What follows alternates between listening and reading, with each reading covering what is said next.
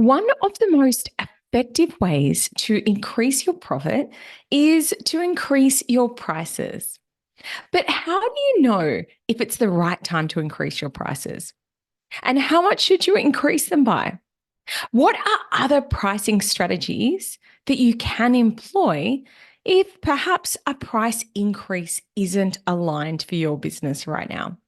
Well, stick around, my friend, because if any of these questions resonate with you, in today's episode of the podcast, I'll be sharing my 2 cents on all things pricing.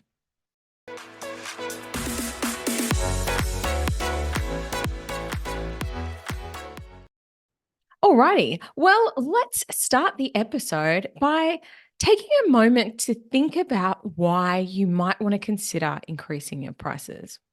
Well, the obvious one, the elephant in the room, is that you're wanting to increase your business profitability. And there's no shame in wanting to make more profit.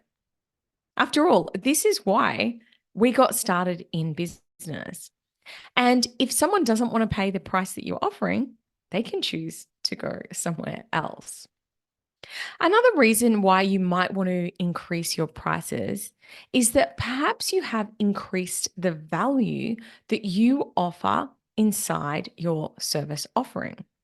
So, an example of this might be that you have been in business for a longer period of time, you have got more experience, you know how to solve more problems.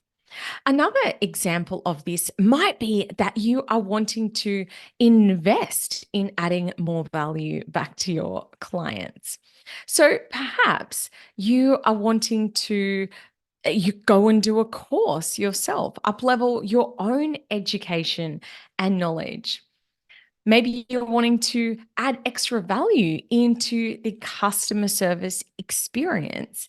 And to do so without compromising your profit margins, you need to charge more money on to the clients for that experience. So, this might be one reason why you're thinking about putting those prices up. Remember that ultimately, the innovations that you invest in your own education, the customer service experiences are ultimately going to benefit the customers. So bear that in mind. Some other reasons why you might want to consider increasing your prices is because of market changes. So I've spoken about this before on the podcast, actually, but one of the foundations of business economics is around supply and demand. And often what happens is that the market is pulling industries or prices in a certain direction. And what I mean by that is that if other people are putting their prices up, it essentially means that you are sitting below the rest of the market. So you might be noticing that market prices are changing and you might want to adjust your prices accordingly. You may also have the opposite experiences where your suppliers have increased their costs. And therefore, you are experiencing an increase in the costs that are coming through to your business. And what you're seeing is that your profit margins are being squeezed or reduced. And unless you want to wear that loss yourself in your business, you might be passing that on to your own customers, saying, hey, all of my costs have gone up. And so in turn, I'm increasing my charges as well. Another reason why you might want to consider increasing your prices is because, in some respects, it actually improves people's perception of your brand. You might think, why on earth would somebody want to pay more money for something? And sometimes it literally is that it's perception. And let me share a few examples around how I myself have chosen not to work with a business because I thought that they were too cheap. One example was that I saw that someone was doing lash extensions. I've never done lash extensions, and I thought I wonder if I might try it.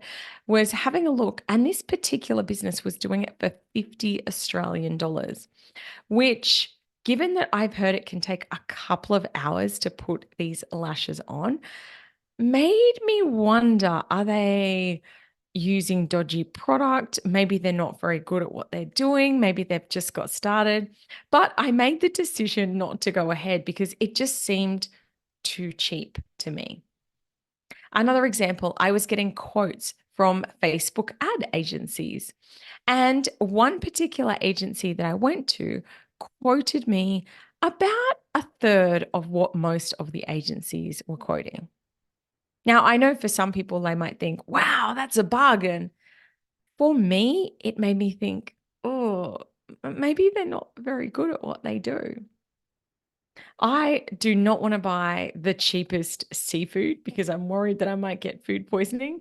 I don't want to go to the cheapest hairdresser because I'm a blonde and I'm worried that they might use cheap product or not know what they're doing and my hair might fry or go a funny color or fall out. So often people are making judgments of your brand based on your pricing for good and for bad. I mean, at the opposite extreme, I went recently for the first time ever into a Chanel store and had a look at a handbag. And I had no idea how much bags were. I'm not a labels person at all, but I was just curious to go and have the experience. And so I saw this bag and it was really pretty. And I said, how much is it? And they told me it was, I think, $15,900, around the $16,000 mark. Now, for me, at this stage of my life, uh, that's not an aligned way that I want to invest money. But for some people, they love the fact that it's at that price point because only a small percentage of people will be carrying a Chanel bag. It devalues a Chanel bag if every man and his dog is carrying one around.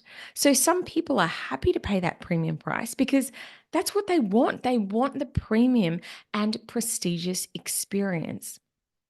So it can actually be beneficial to your brand in some circumstances to increase the prices. And the last reason why you might want to increase your prices, well, it's simply because you want to.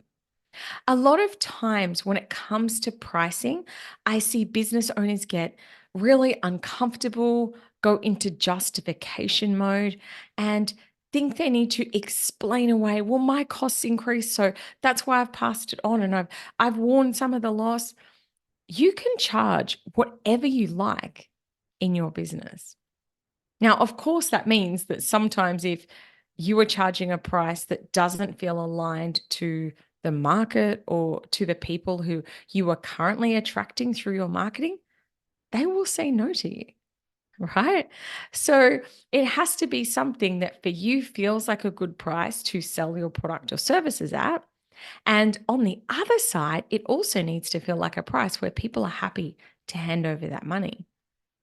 If your audience aren't valuing what you're selling at that price, they won't pay it.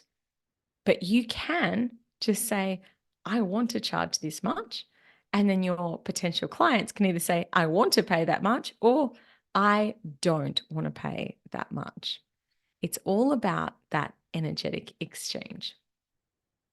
So, with those reasons in mind of why you might want to go down the route of increasing your prices, what are some signs that it is time to look at putting those prices up? Well, here's a few telltale signs that it's well and truly time. The first one is that you haven't increased your prices for 12 months. So there is a thing called inflation, which in general terms basically means that everything goes up in price over time. If you think back to when you were a kid, things were priced really differently then to what they are now. Houses, for example, food, things increase in price over time, and this is called inflation. So if you aren't increasing your prices by at least inflation, then you are essentially going backwards. Let me just say that again.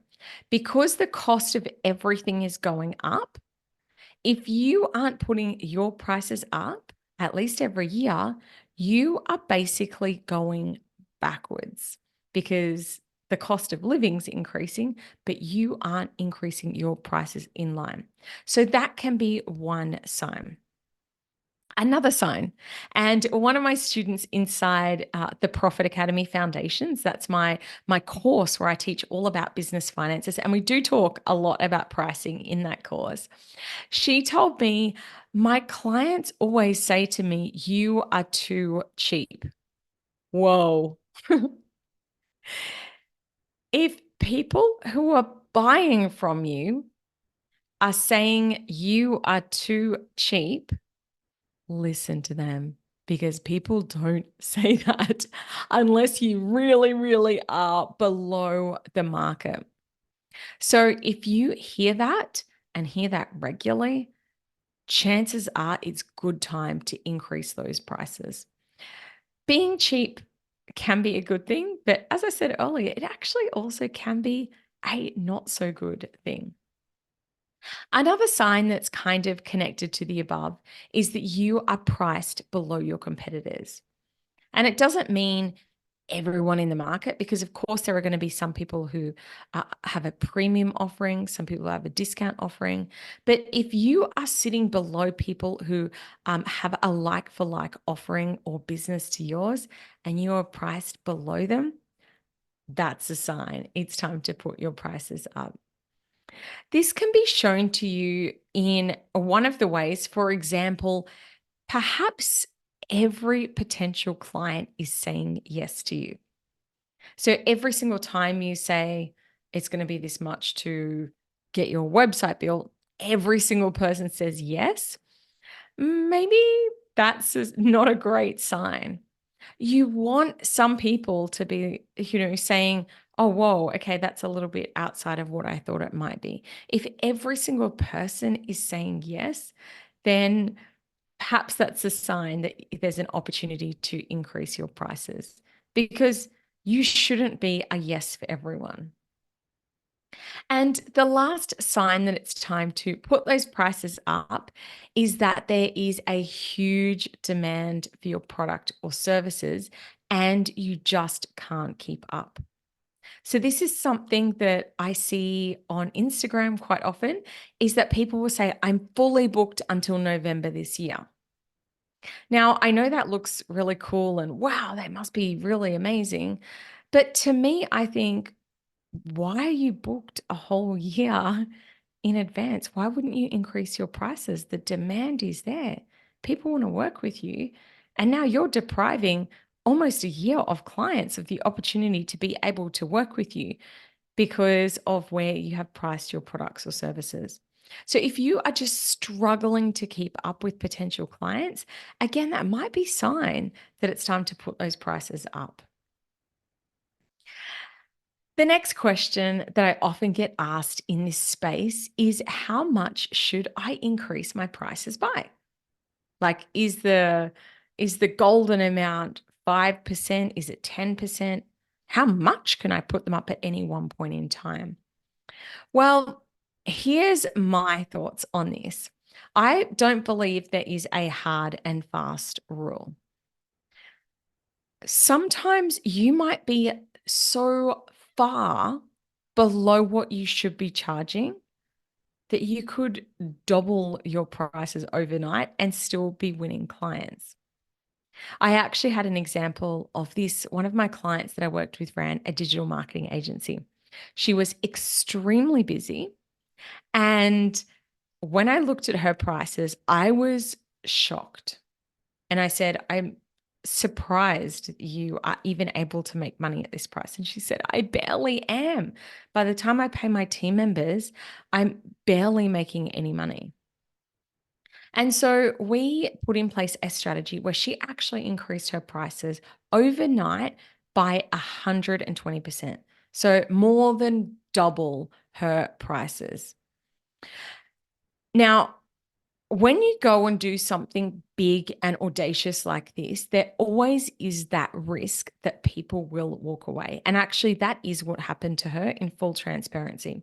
She lost about half of her clients. They said, I can't afford to work with you at that price. I'm not going to work with you anymore moving forward. So she ended up losing about half of her clients. Now, her and I had done a lot of work around mindset. We'd spoken about some risk mitigation strategies around all of this. So when it happened, this wasn't a big shock for her. We'd spoken about it quite a lot and we had our game plan in place. But after this unfolded and she settled into her new cadence, she had this moment where she said to me, Claire, I'm actually making the same amount of money. I'm making the same amount of profit and I'm working half the hours that I used to. And that was a bit of an aha moment. And this is one of the reasons, I guess, in why price increases can be so effective in increasing your profitability, because this client of mine was working half the hours and still making the same amount of money. Now, there's a lot more complexity to increasing your prices. You don't just go out there and put them up willy-nilly without having a strategy or a game plan in place behind it. But I just wanted to highlight that you don't necessarily need to increase your prices by 5% or 10% at a time. Sometimes you can have significant price increases at a point in time, provided it's done in a strategic way and with a bit of a game plan in place. There's another little tip that I want to give you here, which is that you don't need to put your prices up across the board all at one point in time. For example, you could just increase your prices for new clients coming to your business or your brand and either not increase your existing clients or only increase them by a minimal amount, not bring them up to what you are charging new potential clients. So that's a little tip on the price increase front. So, what about if increasing your prices just isn't right? So perhaps it doesn't feel energetically aligned for you. Maybe you actually already are at a real sweet spot with your pricing and you want to play around with some other pricing strategies that you can employ if a price increase isn't aligned for you at this point in time. So, one idea is that you can have a product that is a loss leader. So, a loss leader is essentially something that runs at a loss, that doesn't make you any money. It might actually lose you money. Now, in my own business, an example of this is my book. My book called Intentional Profit. I sell my book for around 30 Australian dollars. And you might think, how much does it cost to make a book? I invested so much money into the creation of that book. I actually recorded a whole podcast episode around it. So I will link it in the show notes for today's episode. But essentially, by the time I paid, I worked with a copywriter, a ghostwriter. I worked with a publishing agency. I worked with a publicist. I did a book launch that, again, lost me a ton of money. And at the time of recording this episode, even though I've sold thousands of copies of my book, it still lost me money. And I knew that that would be the case because a lot of people, a lot of business owners don't necessarily make money from the profit of a book, but it is part of an overall marketing strategy. So if you grab a copy of my book, Intentional Profit, you will notice throughout the book that I talk about my programs, I talk about my course, and basically this becomes part of my marketing funnel. You may also see this in other ways online. People who run free trainings, they run a free masterclass. A couple of big known names in Australia run massive free events where you go along to this event for the day and they speak on stage and add a ton of value. And I can assure you, they are running those things at a loss in and of itself. because it costs money to hire a venue, have your team there, do all the planning, do the event management. But what they're doing is they're creating this loss leader product as part of an overall marketing strategy because people are going to come along to those days and say, hey, I want to join your program or I'd like to work with you. So that's an example of how you might have a loss leader product in your product suite. Another way that you can price, again, if pricing isn't feeling aligned to you, is that you go the volume route. So, what I mean by that is that you are not looking to make a huge margin on each sale, but you are looking to turn over a high volume. So, an example of this in the product space would be if you sold products into a big supermarket chain that was right across the country. Now, you might not make a lot of margin on each individual product that you sell, but because this is happening en masse, on scale, you make your profit in that way because of the volume that is there. If you were in the online world, an example of this might be a membership where you sell your service to many people at the same time. So rather than having one client at a time that, say, you're charging $5,000 a month to, you might have 100 clients that you are charging $50 a month. So it's an easier decision for someone to say, yeah, I'll sign up for a $50 a month membership compared to signing up to work with you at $5,000 a month. So if, for example, you are a fashion stylist, you might work with a really high-end client, I don't know, a celebrity or something, and charge them a high price.